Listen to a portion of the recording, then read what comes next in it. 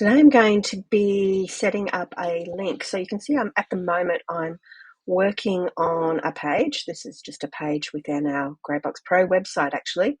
And I have this pricing table that's sitting here.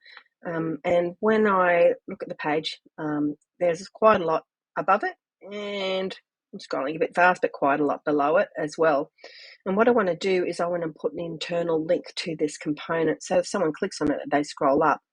So it's going to be on this button here. So this one, it's not going to say request a demo. I'm going to change that button and I'm going to say get started now, for example.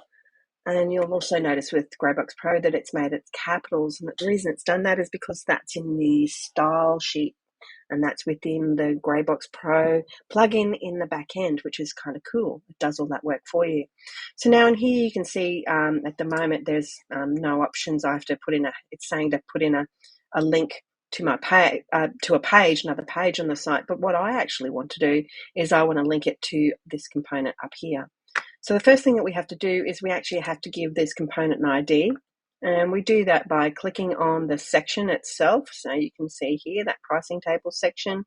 And we go to advanced, which I'm in already. And then I'm going to call this price table.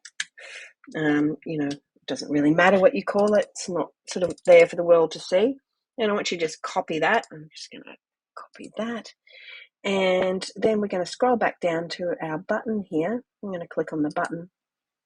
And what we're going to do is just open this little thing here. We're going to put in our custom attribute in here.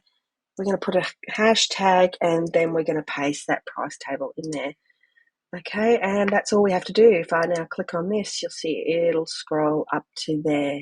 And that's it. Hope you enjoyed that little snippet.